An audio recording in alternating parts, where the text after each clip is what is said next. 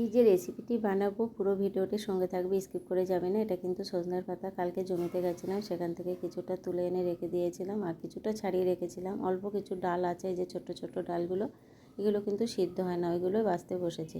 এগুলো পরিষ্কার করে বেছে নেব, নিয়ে এবার একটু ধুয়ে কিভাবে রেসিপিটি বানাবো পুরো ভিডিওটার সঙ্গে থাকবে। একটু বড় হলেও ভিডিওটি কিন্তু দেখবে, অনেক উপকারে লাগবে। সজনে পাতাটা ভালো করে ধুয়ে নিয়ে এবার এর মধ্যে আমি একটু বেসন দিলাম, কাঁচা লঙ্কা কুচি দিয়ে দেবো। আর এই যে দেখো বাদাম কুচি নিয়েছি, কালো জিরে, চিনি, একটা জিরের গুঁড়ো, হলুদ, লবণ আর বেকিং পাউডার, বেকিং সোডা, এইগুলো সব কিছু দিয়ে এবার একসঙ্গে পাতাটার মধ্যে দিয়ে দেবো।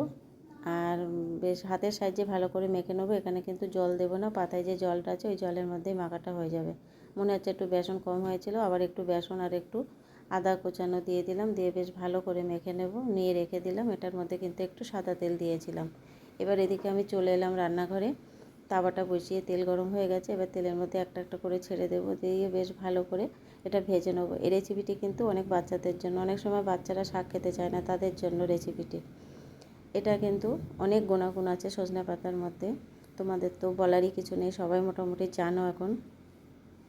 এবার একটা একটা করে তেলের মধ্যে সবগুলো ছেড়ে দেব, দিয়ে আমি উল্টে পাল্টে এগুলো ভেজে নেবো। আর নরম জালে ভাজতে হবে, এটা কিন্তু জোরে জাল দিলে তিতকিন হয়ে যায়। আর সজনের পাতাটা অল্প একটু তিতও আছে, ওটা কিন্তু নরম জালে ভাজতে হবে আস্তে আস্তে। এবার একটা পিঠ ভাজা হয়ে গেছে, পরের পিঠটা উল্টে ভেজে নেব। আর এটা কিন্তু একটু বেশি মুচমুচে করে ভাজতে হবে, আর বেশ মুচমুচেও হয়। এখানে কিন্তু চালের গুঁড়ো যদি তোমরা দিতে চাইলে দিতে পারো, আমি দিলাম না। চালের গুঁড়ো দিলে আর একটু ভালো শক্ত হয়। এবার উল্টে পাল্টে ভেজে নিলাম। বাকি কিছু কাজ আছে, এটা ভাজতে থাক, এটা তো শক্ত করেই ভাজতে হবে, তার মধ্যে বাকি কিছু কাজ আছে, সেগুলো আমি সেরে আসব। এই যে কিছু ধোয়া মাজা আছে, ভাবছি ধোয়া মাজাগুলো করে নেই, এগুলো এখনও নরম আছে, আস্তে আস্তে হতে থাক।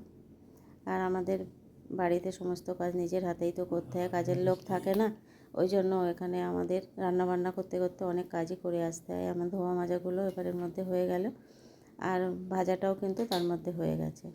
এইভাবে আমরা একের পর এক ঠিক করে রাখি যে এটার পরে এটা করব, ওটার পরে ওটা করব, এইভাবে আমরা কাজগুলো সেরে নিই।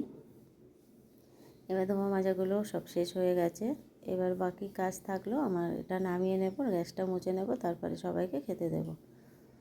চলো এবার নামিয়ে নেব। এবার কিন্তু ভাজাটা রেডি হয়ে গেছে। এই ভাজাটার ভিতরে কিন্তু বাদাম থেকা থাকে, ওই বাদামটা যখন মুখের ভেতরে পড়ে খেতে কিন্তু দারুণ লাগে। এটা কিন্তু চায়ের সঙ্গেও খেতে পারো, টিফিনে রাখতে পারো। আমি কিন্তু এটা ভাতের সঙ্গেও খাওয়া হয় বা ডালের সঙ্গেও খাওয়া যায়, খেতে কিন্তু খুবই সুন্দর হয়। আর এই বাচ্চারা কিন্তু একটা দিলে আর একটা খেয়ে আর একটা চায়। রেসিপিটি যদি ভালো লেগে থাকে কমেন্টে জানাবে।